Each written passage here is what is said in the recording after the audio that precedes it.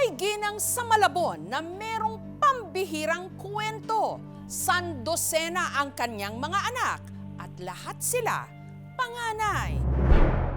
Kung meron man daw pinaka-Latina sa bahaging ito ng Malabon noong dekada 60, walang iba kundi si Nanay Nene na 76 anyos na ngayon. Hindi sa pagyayabang, talagang ako pinakamaganda sa looban. Ang saksakan daw ng ganda, saksakan din daw noong magmahal. Sa tanang buhay kasi ng lola ninyo, hindi niya ikinahihiyang aminin na ang inibig niya mahigit 100 lalaki. Kung kanino, nagkaroon din siya ng tig-iisang anak. Puro panganay. Ang babaeng makailang ulit nakipagsapalaran sa ngalan ng pagmamahal, handa na raw isiwalat ngayon ang lahat-lahat. Sa maliit na kwartong ito sa Malabon, nangungupahan si Nanay Nene. Paalis mo lang lahat sa akin, huwag lang yung pag-aayos ko sa sarili ko. Talagang ayaw kung makita ng tao, wala ka nang pera, ang mukha ka pang gusgusin.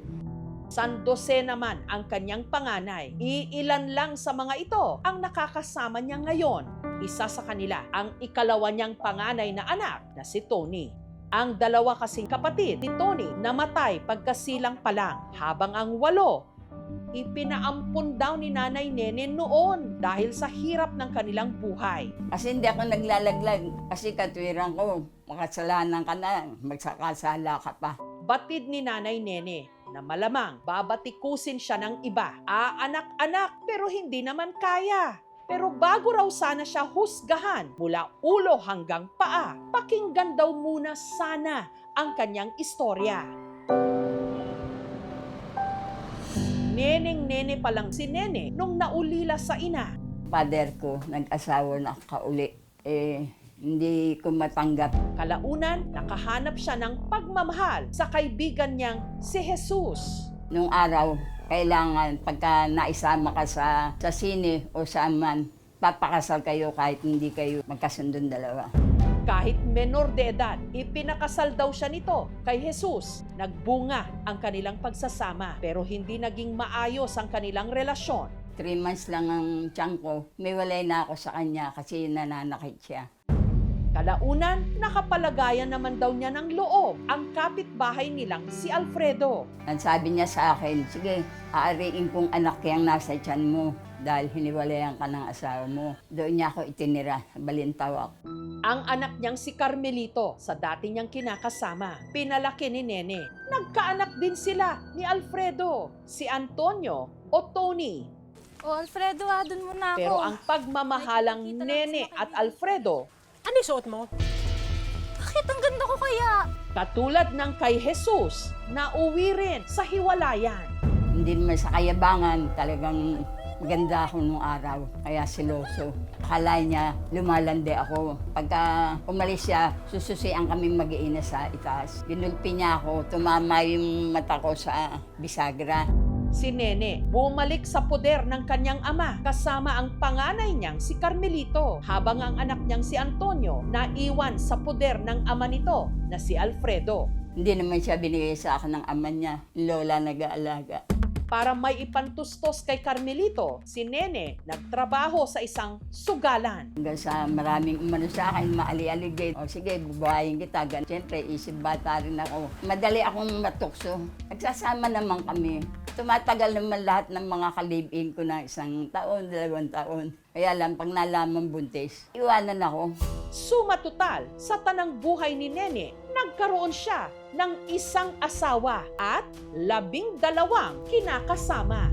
At sa mahigit 100 nakarelasyon niya, nagkaroon siya ng tig-iisang anak. Pag alam kong may relasyon yung lalaki na nakasama ko, hindi ko na para habulin siya, hinihiwalayan ko agad kahit buntis ako. Pero dahil wala raw siyang pantustos sa mga iniluwal niyang sanggol, ang kanyang 3 hanggang 11 anak, ipinaampon niya sa kanyang mga kakilala. ibigay mo na lang sa amin. Total, makikilala ka naman yan dahil kapitbahay ka lang namin. Kusang loob kung pinaampun yung anak ko. Walang kabayaran. Pinakikilala naman ako na yan ang nanay mo. Kasi iniisip ko, nasa akin nga kayo. Nangyari sa buhay ko na magpapalit-palit ako, mangyari din sa inyo, magpalaboy-laboy kayo. Epekto nito sa mga bata, malalim. Habang lumalaki pa siya, naghahanap ang bata ng role model. Magiging concern din yon sa pagbuo niya ng kanyang identity. Hindi natin alam kung yung mga sexual behaviors ba niya is safe. Pangalawa, emotionally, sa dami kasi ng mga ganitong klase ng partners, meron ka rin, to a certain extent, yung emotional connection or affinity dun sa tao At dun sa mga anak mo, no? Ang pangatlong anak ni Nene na si Sheila sa Palawan na ngayon nakatira. Sanggol pa lang nung ipinaampon ni Nene sa kakilala nitong labandera. Ba't ang dami mo naging karelasyon? Ay, madali kasi ako magmahal.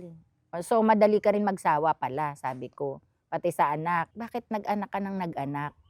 Tapos hindi mo naman kayang alagaan pala. Kung siguro pinabayaan ako ng Diyos, baka patay na rin talaga ako ngayon. Kasi naranasan ko matulog sa kalsada, walang titiraan. Ko alam ng nanay ko, Ewan. Hindi ko alam kung ano mararamdaman niya. Kasi hindi ko naman kinuwento sa kanya yan Dito naman sa Bulacan nakatira ang panglimang anak ni Nene, si Marie Chris. Kailanman, hindi raw nagtanim ng sama ng loob si Marie Chris sa kanyang tunay na ina. Siguro, nung time na yon hindi niya kaya yung responsibilidad. Siguro, mas naisip niya na mapapabuti kami ako doon sa pagdadala niya sa akin.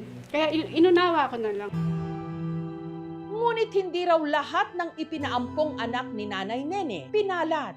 Ang kanyang pang-apat na anak na si Bobby, hindi na raw alam ni Nanay Nene kung nasaan na ngayon. Ang huli niyang balita, nalulong ito sa droga. Ang pang-anim naman niyang anak na si Karina, inilayo raw sa kanya. Ano yon? Bibigay ko po sana. Ate! Sabi nung umampon, Mareho ka na pupunta rito kasi lumalaki yung bata, makikilala ka pa. Baka mamaya lumayo ang loob sa amin. Napatay naman siya kaya po binaril.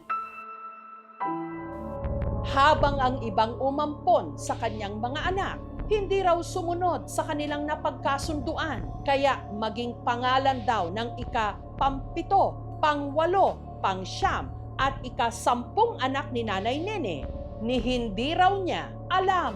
Habang ang panlabing isa niyang panganay nagtatrabaho ngayon sa Dubai. Sa 12 anak ni Nanay Nene, 3 lang daw ang lumaki sa kanyang puder. Kasama na ang una sa mga panganay na si Carmelito. Yung panganay lang ang naging cargo de konsensya ko. Kasi yung panganay, ayaw talagang humiwalay na sa akin. Kaya yung guilty sa lahat ng mga kakapatid niya na yun lang daw ang mahal ko. Kaya pinaampong ko sila. Hindi, mahal ko sila lahat. Sa tiyan ko sila nang galing Pero nitong 2021, si Carmelito namatay. Yun ang pinakamasakit sa akin hanggang ngayon. Hindi ko matanggap. Ang pangalawa niyang anak na si Antonio, kahit lumaki raw sa piling ng kanyang lola, sadyang makaina. Pero pinagbawalan naman daw ng kanyang ama na si Alfredo na bumisita ito sa kanyang ina. Gusto ko nga pong makasama yung nanay ko, kaya lang, siyempre, nung nabubuhay pa ko kasi yung tatay ko, ayaw niya talaga, pinaiiwasan niya nga Ang tatay Alfredo ni Tony namatay taong 2012. Parang nabunutan din ako ng tinik na makakasama ko na nanay ko.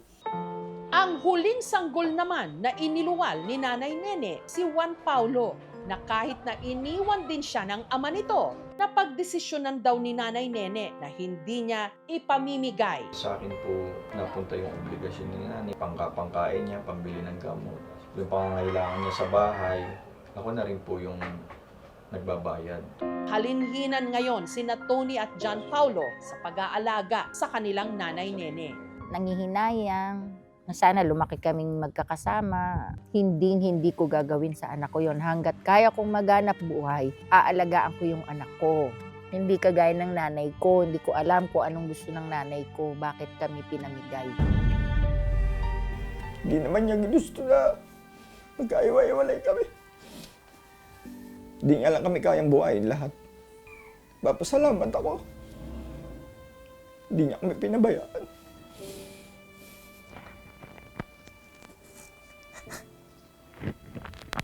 Mahal na mahal ko nanay ko.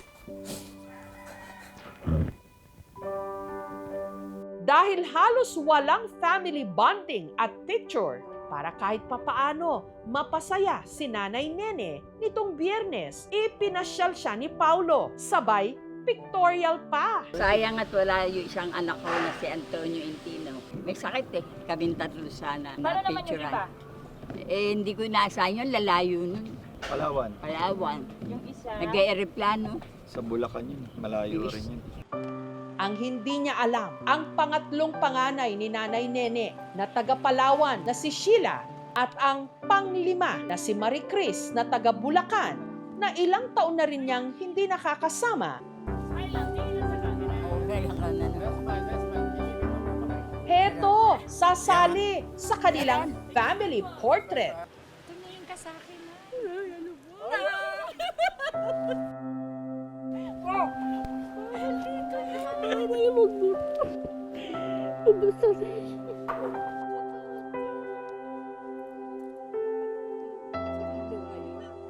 Nakita ko yung mga anak ko. Oo, walang iiyak. Kahit ganyan ka, Nay, nanay ka namin. Love namin. Sa haba ng panahon, sana naisip mo talaga kami. Sana inalagaan mo kami kahit na papano, mga 1 taon, ganyan. Para kahit papano naramdaman din namin na may nag-alagang nanay talaga. Yung totoong nanay. Nakaraan, wala na tayong magagawa dun. Maswerte naman kami sa mga pinagdala niya sa amin. Dahil talaga namang minahal kami ng talagang para kami anak. Mahal ka namin. Kahit ganyan ka.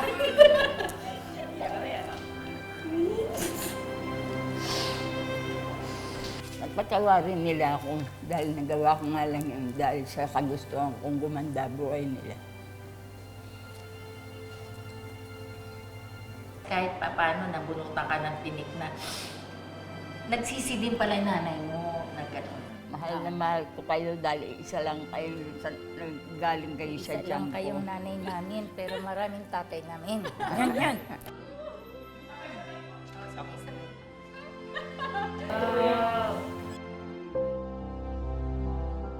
Sabit ko doon sa Akala ko- nakatatanaw ko siya, nakikita ko pa rin sila sa Ah. litrato.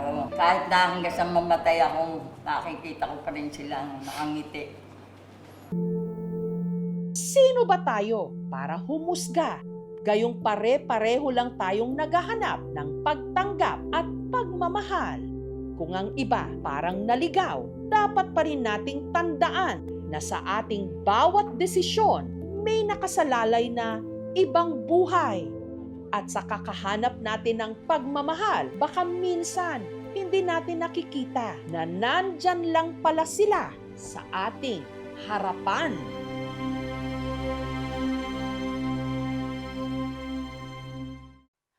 Thank you for watching, mga kapuso. Kung nagustuhan niyo po ang videong ito, subscribe na sa GMA Public Affairs YouTube channel.